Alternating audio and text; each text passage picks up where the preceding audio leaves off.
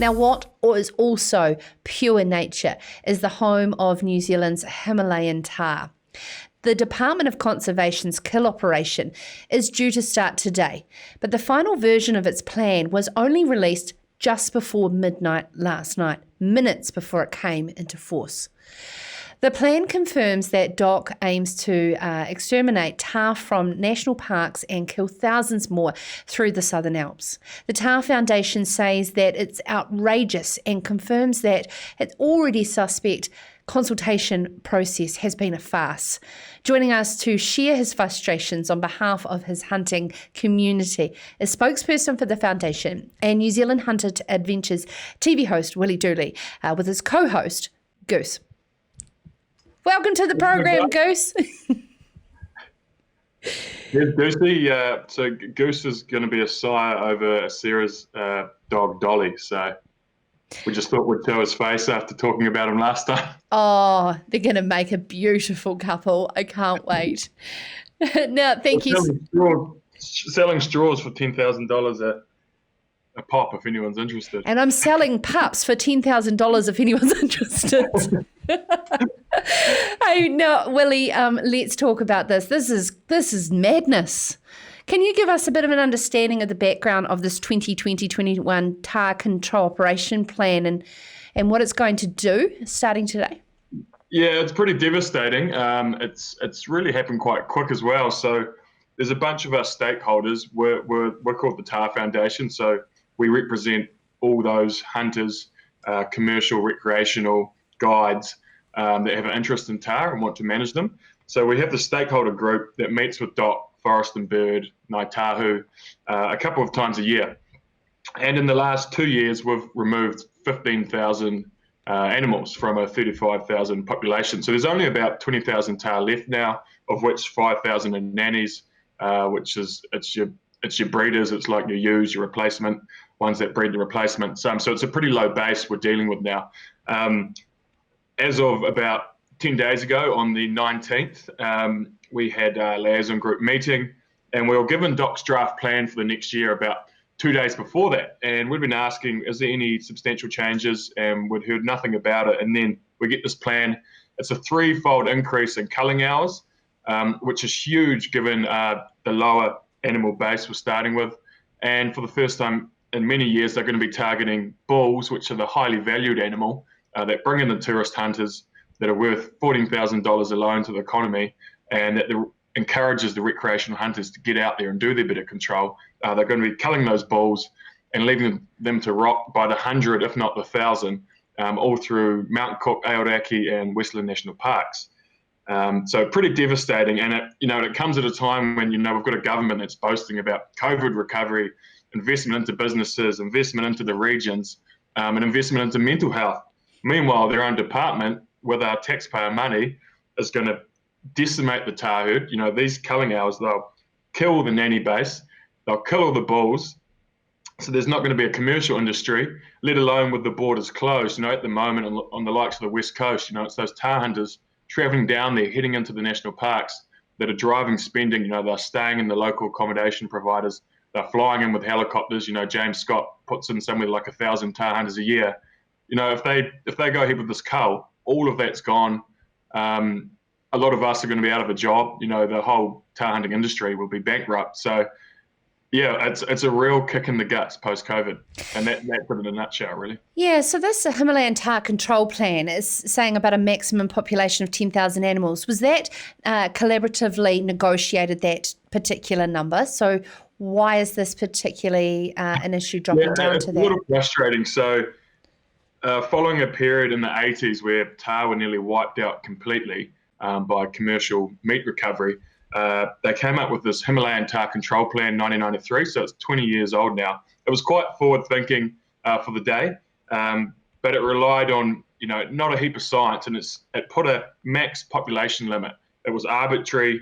The plan required the Department of Conservation to do ongoing vegetation monitoring, ongoing population monitoring, and they said, hey, we've got this 10,000 limit.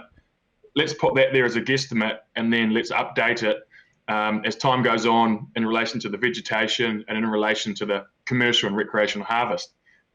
What DOC failed to do was follow through with any of that plan. So we have a change of government. Eugenie Sage, a long-time forest and bird employee with a hatred of tahr, gets in a position of power.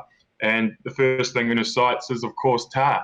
She says there's too many tahr. So they had some surveys that they'd flown over 4 years now, and it said the population is somewhere between 17,000 and 50,000. Of course, they said let's go in the middle, so there's 35,000 tahr. She wanted about 20 to 30,000 culled.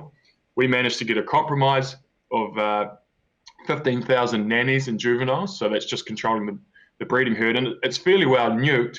But again, now you've got the likes of Forest and Bird still saying there's 35,000 tahr, and we're going, hang on, that was 2 years ago. We've taken 15,000 out. There's only been one breeding cycle since then, and with such a low base, only 5,000 nannies. The replacements, the kidding, particularly with natural mortality in the mountains, is very low. So there's no conservation imperative for this.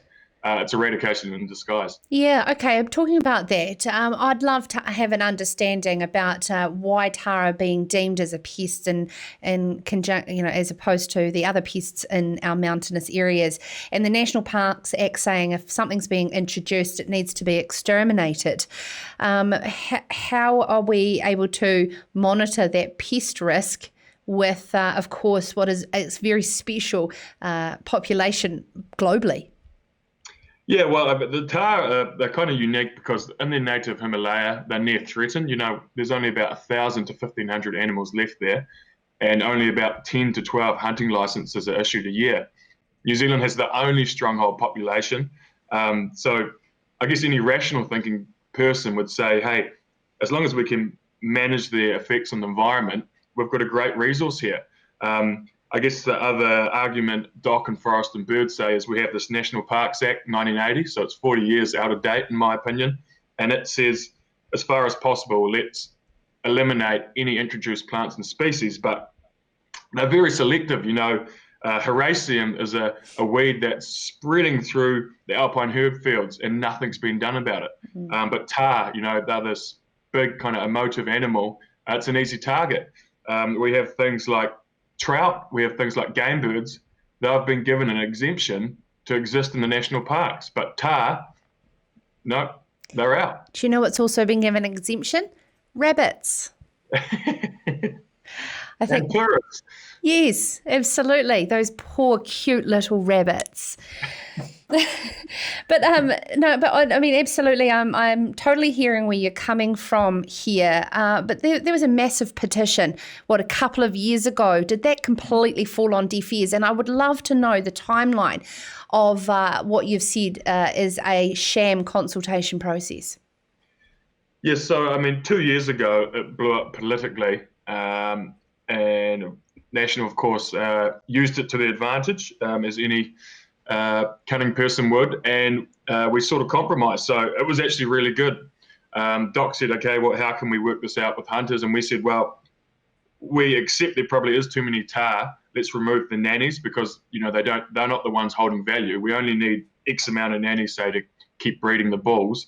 And we've just removed 15,000. So we thought we were continuing this great relationship with Doc and stakeholders.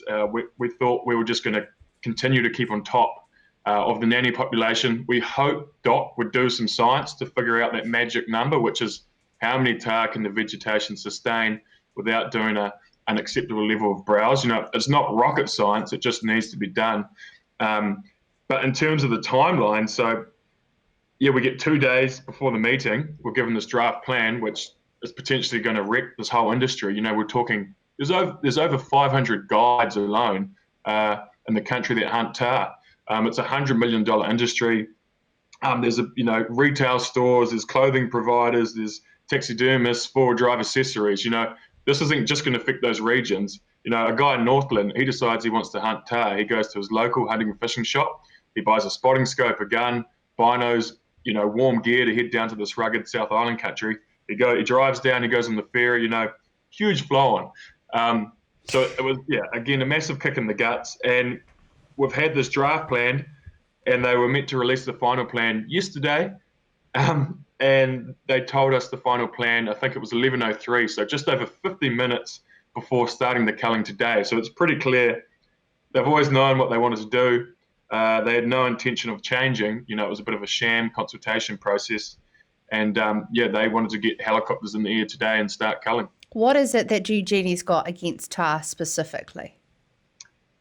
I don't know. You'd have to ask her herself. I mean, she's long time. I remember watching. There was quite a good Sunday documentary with Eugenie. Exactly the same issue we're facing now. We call it the Tahr Wars. It was about 10, 15 years ago.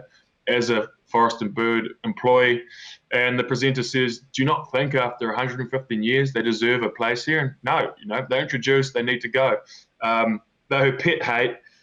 We're totally on board. We need to manage them. We need a low population that's highly valued, but we just need to go back, reevaluate the plan, do some science. There's so much hearsay. Let's base it on sound science and manage a population of what's a magnificent animal. Those bulls are so majestic. I think anyone who goes into the wild and watches them run around, you cannot but have some respect for those animals. Absolutely. So what does it look like as of today moving forward, and what sort of numbers are they achieving and hunters on the ground, to exterminate? So we're dealing with, let's start with we've got a base population of 15,000, 5,000 nannies. We have applied for a court injunction against DOC, and that will be seen a hearing in court next Wednesday. Up until then, they're still going to be culling, weather dependent. It's quite wet and rainy and miserable down here today, so I'd be surprised if there's helicopters in the hills. But you never know, some of those cunning pilots are pretty skilled. But they're going to be doing 40 hours of culling outside the national parks. So that's all your East Coast catchments.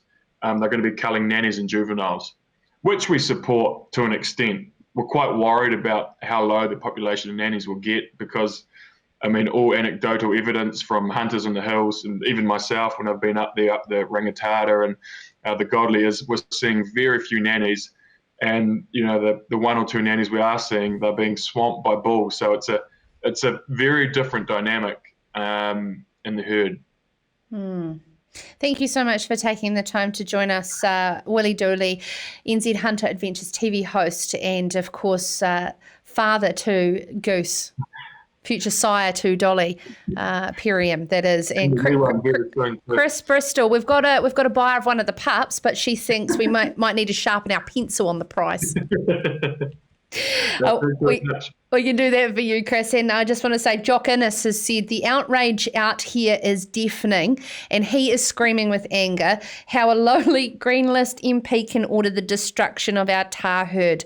Let's wait and see what comes next. So you are reflecting many angry people around the country, Willie. And on behalf of them, thank you for the tireless work that you're doing to protect, as you said, that majestic animal in our beautiful Southern Alps. This is Sarah's Country.